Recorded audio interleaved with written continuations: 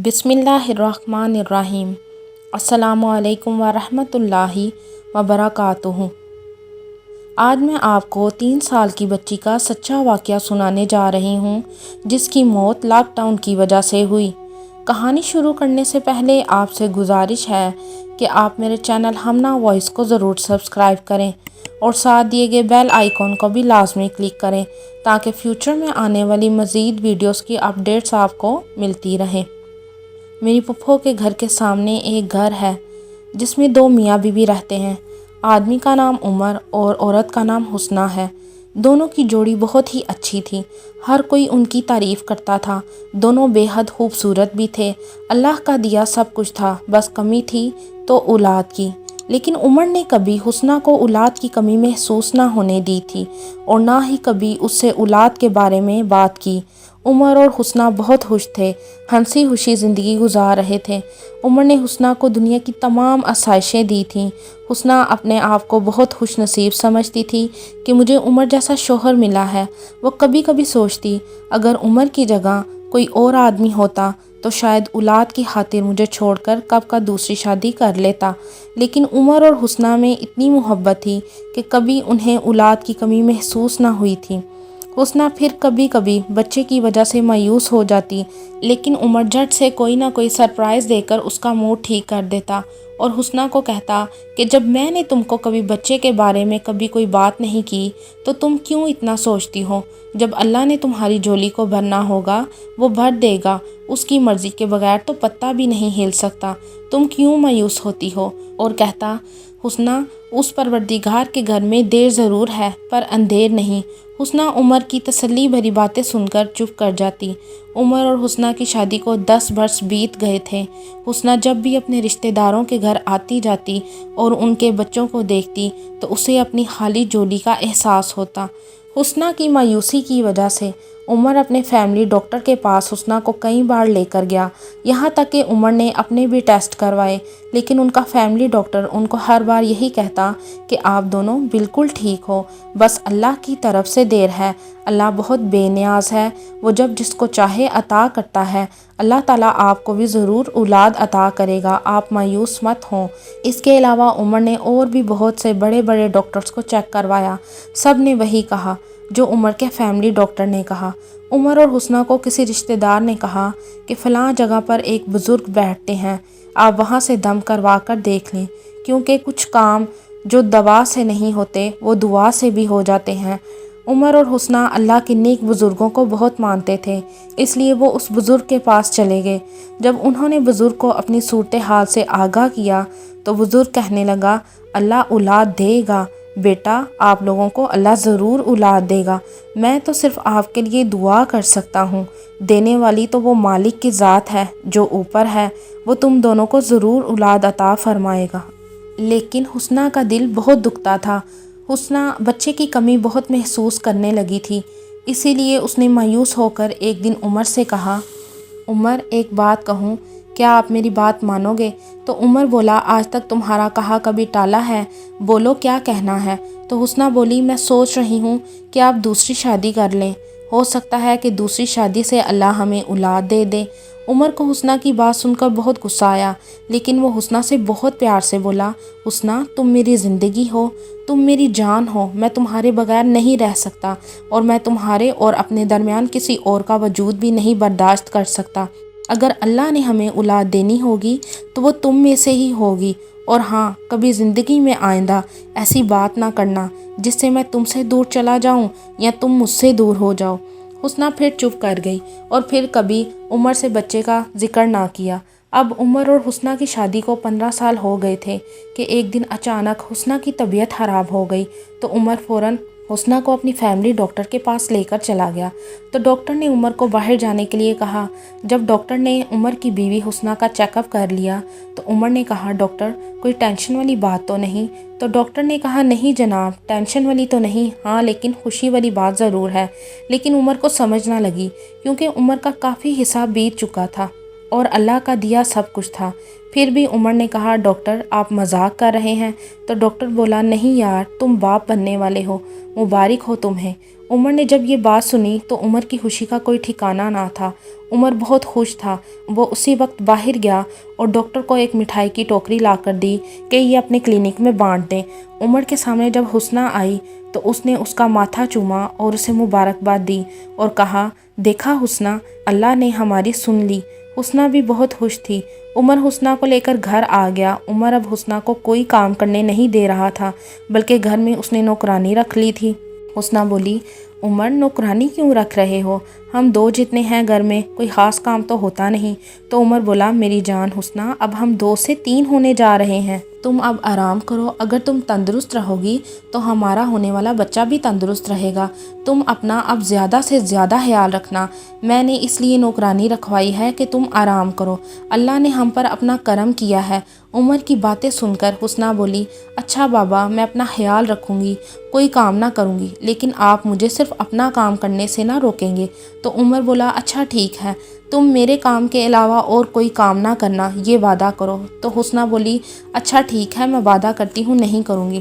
حسنہ اور عمر بہت خوش تھے، جیسے انہیں کوئی عجیب سی خوشی مل گئی ہو۔ عمر پہلے سے زیادہ حسنہ کا خیال رکھنے لگا تھا اور دونوں میں پہلے سے زیادہ محبت ہو گئی تھی۔ حسنہ کو اپنا بچہ دیکھنے کی خواہش بھی بڑھنے لگی تھی۔ آخرکار حسنہ نے ایک بہت سی پیاری بچی کو جنم دیا اور عمر بھی بہت خوش تھا۔ حسنہ اور عمر اپنی بیٹی سے بے حد پیار کرتے تھے۔ عمر نے بیٹی کے پیدا ہونے سے پہلے ہی اس کے ڈھیروں کھلونے اور کپڑے خرید رکھے تھے اور طرح طرح کے اس کے لیے جھولے بھی خرید لیے تھے۔ حسنہ اور عمر اپنی بیٹی سے بہت پیار کرتے تھے۔ وہ ہر روز اسے لے کر گھومنے چلے جاتے، کبھی کسی پارک میں تو کبھی کسی پارک میں۔ عمر ہر روز نئی سے نئی چیز جو مارکیٹ میں بچوں کے لحاظ سے کھلونے یا کوئی نئی چیز آتی وہ اپنی بیٹی کے لیے لے آتا۔ تو حسنہ بولتی، عمر آپ کیا روز اتنی چیزیں اٹھا لاتے ہو؟ تو عمر کہتا، حسنہ مجھے منع نہ کیا کرو، اللہ نے ہمیں اتنی دیر بعد اولاد عطا کی ہے، میں اپنی بیٹی کی ہر خواہش پوری کرنا چاہتا ہوں۔ میں نہیں چاہتا کہ میری بیٹی کسی بھی چیز سے روئے یا محروم رہے۔ اللہ نے مجھے اتنا دیا ہے، یہ سب اسی کا تو ہے، تو کیوں نہ میں اپنی بیٹی کی خواہشات کو پورا کروں۔ تو حسنہ آگے سے مسکرا کر بولی، اچھا جناب، ٹھیک ہے، آپ کی بیٹی ہے، آپ جو چاہو اسے لا کر دو۔ حسنہ اور عمر کی جوڑی پہلے ہی اپنے خاندان میں ایک لاجواب جوڑی تھی اور اب تو خیر سے اللہ نے ان کو اپنی رحمت سے نوازا تھا۔ حسنہ اور عمر اب جہاں بھی اپنی بیٹی کو ساتھ لے کر جاتے تو بہت خوش ہوتے۔ بیٹی کے پیدا ہونے سے حسنہ اور عمر کی زندگی اور روشن ہو گئی تھی۔ اب حسنہ جب اپنی بیٹی کے ساتھ کسی بھی رشتہ دار کے گھر جاتی تو بہت خوش ہوتی اور اللہ کا شکر ادا کرتی کہ یا اللہ، تیرا شکر ہے کہ تو نے مجھے اپنی رحمت سے نوازا ہے۔ حسنہ کی بیٹی اب 3 سال کی ہو گئی تھی۔ اب تو اس نے بولنا بھی شروع کر دیا تھا۔ جب بھی وہ بولتی تو اس کے منہ سے آدھے ادھورے لفظ سن کر حسنہ اور عمر بہت خوش ہوتے۔ حسنہ اور عمر کی اپنی بیٹی کے ساتھ بہت اچھی زندگی گزر رہی تھی کہ اچانک سے ملک کے حالات خراب ہو گئے اور ملک میں ایک بیماری کی وبا پھیل گئی اور حکومت کے صدر نے لاک ڈاؤن کر دیا۔ میڈیکل سٹور، جنرل سٹور، یہاں تک کہ سب ہسپتال اور ڈاکٹر کے کلینک تک بند ہو گئے تھے۔ یہاں تک کہ لوگوں کا گھروں سے نکلنا بھی بند ہو گیا تھا۔ بیماری تھی بہت خطرناک کہ حکومت کو لاک ڈاؤن کرنا پڑا۔ انہی دنوں میں عمر کی بیٹی کو بخار نے گھیر لیا۔ عمر اپنی بیٹی کو کار میں لے کر ڈاکٹر کے پاس گیا کہ راستے میں جگہ جگہ پر پولیس کھڑی تھی، ہر سڑک کا راستہ بند کر دیا گیا تھا۔ وہ ڈاکٹر کے کلینک نہ جا سکا اور اپنی بیٹی کو گھر واپس لے آیا۔ گھر آ کر اس نے اپنے فیملی ڈاکٹر سے کانٹیکٹ کیا اور ڈاکٹر کو بتایا کہ ڈاکٹر، میری بیٹی کو بہت بخار ہے، آپ مجھے کوئی میڈیسن بتا دیں، سب راستے بند ہیں، اس لیے میں آپ کے کلینک نہیں آ سکا۔ تو ڈاکٹر بولا، عمر بھائی، میرا کلینک بھی بند ہے، اگر آپ آ بھی جاتے تو آپ کو کلینک بند ہی ملنا تھا۔ اچھا آپ ایسا کریں، اپنی بیٹی کو بخار کا کالپول سرپ دیں، صبح اور شام، انشاءاللہ وہ ٹھیک ہو جائے گی۔ عمر کی بیوی حسنہ اپنی بیٹی کو 2 دن کالپول سرپ دیتی رہی، لیکن اس کی بیٹی ٹھیک ہونے کا نام ہی نہ لے رہی تھی، اس کا بخار کم ہی نہ ہو رہا تھا۔ عمر نے پھر ڈاکٹر کو فون کیا، ڈاکٹر صاحب، میری بیٹی کو سرپ سے کوئی فرق نہیں پڑا۔ تو ڈاکٹر نے کہا، اچھا آپ ایسا کریں، بروفن سرپ دے کر دیکھیں، انشاءاللہ اس سے ضرور اسے فرق پڑ جائے گا۔ حسنہ نے اپنی بیٹی کو بروفن سرپ دیا لیکن اس سے بھی کوئی فرق نہ پڑا، بلکہ حسنہ کی بیٹی کا بخار اور بڑھ گیا تھا۔ عمر نے پھر ڈاکٹر کو فون کیا اور کہا، ڈاکٹر آپ کی بڑی مہربانی ہے، آپ نے جتنے پیسے لینے ہیں لے لو، پر گھر آ کر میری بچی کو چیک کر لو، آپ کی بڑی مہربانی ہوگی۔ تو ڈاکٹر بولا، عمر بھائی میں ضرور آتا، لیکن جگہ جگہ پولیس کھڑی ہے، جو انسان گھر سے نکلتا ہے اسے پکڑ کر وہ جیل میں ڈال دیتے ہیں، میں کیا کروں، میں مجبور ہوں، نہیں آ سکتا۔ آپ ایسا کریں، اپنی بیٹی کو ٹھنڈے پانی کی پٹیاں کریں اور اب پیناڈول سرپ دے کر دیکھیں۔ عمر اپنی بیٹی کی پٹیاں کرتا اور حسنہ کبھی اپنی بیٹی کے بازو اور ٹانگیں دباتی۔ اللہ جانے عمر اور حسنہ کی بیٹی کو کیا ہو گیا تھا، اس کا بخار اترنے کا نام ہی نہیں لے رہا تھا۔ عمر اور حسنہ ساری رات جا کر اپنی بیٹی کا خیال رکھ رہے تھے، لیکن ان کی بیٹی ٹھیک ہونے کی بجائے مزید بیمار ہوتی چلی گئی۔ عمر بہت امیر تھا، لیکن اس وقت اسے اپنی امیری پر بھی غصہ آ رہا تھا کہ ایسے پیسے کس کام کے جو میری بیٹی کے کام نہ آ سکے۔ عمر کی بیٹی کی حالت بگڑتی جا رہی تھی۔ عمر اور حسنہ اپنی بیٹی کو کار میں لے کر گھر سے نکل پڑے، اسی امید میں کہ کہیں نہ کہیں کوئی ہسپتال یا کلینک کھلا ہوگا۔ عمر راستے بدل کر جا رہا تھا اور حسنہ نے اپنی بیٹی کو گود میں پکڑ رکھا تھا کہ اچانک عمر کی بیٹی نے گہرے سانس لینے شروع کر دیے۔ کبھی وہ عمر کو پاپا کہتی اور کبھی حسنہ کو ماما، بس یہی دو لفظ تھے جو اس کی زبان پر تھے کہ اچانک عمر کی بیٹی کا جسم ڈھیلا پڑ گیا اور حسنہ کی چیخ نکل گئی۔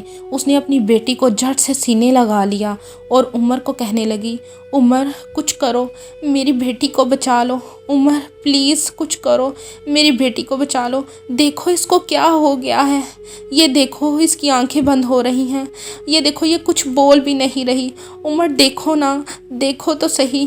جب عمر نے خود دیکھا کہ میری بیٹی کی آنکھیں بند ہو گئی ہیں تو اچانک عمر نے کار کو روکا اور اپنی بیٹی کو دیکھنے لگا، لیکن اس کی بیٹی کے جسم سے جان نکل چکی تھی۔ عمر بہت رویا۔ عمر کو بے حد افسوس تھا کہ وہ اپنی بیٹی کو نہ بچا سکا۔ اتنا امیر کبیر آدمی ہونے کے باوجود عمر اپنی بیٹی کا علاج نہ کروا سکا، اور یہ سب لاک ڈاؤن کی وجہ سے ہوا تھا۔ عمر اب حکومت کو کوس رہا تھا کہ ایسے صدر کا کیا فائدہ جس نے لاک ڈاؤن کروا دیا، جسے کوئی فکر ہی نہیں میرے ملک کے لوگ کس حال میں ہیں۔ اور کہنے لگا، اگر حکومت دیکھنی ہے تو اس زمانے کی دیکھو جس زمانے میں حضرت عمر فاروق رضی اللہ تعالیٰ عنہ حکومت کرتے تھے، جو رات کو گھر جا کر دیکھتے تھے کہ کوئی بھوکا تو نہیں، کوئی بیمار تو نہیں۔ اگر کوئی بھوکا ہوتا تو اسے حضرت عمر فاروق خود کھانا دیتے، اور اگر کوئی بیمار ہوتا تو اسے صحت یاب ہونے کی دعا دیتے۔ ایسے صدر کا کیا فائدہ جس کو لاک ڈاؤن کا پتہ ہے، جس کو یہ پتہ ہے کہ بیماری کی وبا پھیلی ہے، میں نے لاک ڈاؤن کرنا ہے۔ یہ نہیں پتہ کوئی انسان بھوکا ہے، پیاسا ہے، یا کوئی بیمار ہے، یا کسی کو مدد کی ضرورت تو نہیں۔ یہ صدر تو لاک ڈاؤن کر کے خود مزے سے اپنے گھر میں زندگی گزار رہا ہے، بھگتنا تو ہمیں پڑتا ہے۔ آج میری بیٹی بھی ایسے صدر کی وجہ سے اس دنیا سے چلی گئی۔ اللہ نے اتنی دیر بعد مجھے اپنی رحمت سے نوازا، اور ایسے صدر کی وجہ سے میری بیٹی مجھے چھوڑ کر چلی گئی۔ اتنا پیسہ ہونے کی وجہ سے میں اپنی بیٹی کو نہ بچا سکا، لیکن میں اس کا قصوروار صرف حکومت کے صدر کو سمجھتا ہوں، جسے غریبوں، بیماروں اور لاچاروں کا کوئی احساس نہیں ہے۔ میرے خیال سے حکومت نے اگر لاک ڈاؤن کیا ہے تو بیمار بندے کے لیے تو ہسپتال یا کلینک کھلے ہونے چاہیے۔ عمر کی بیٹی بھی ہسپتال اور کلینک نہ کھلنے کی وجہ سے چل بسی۔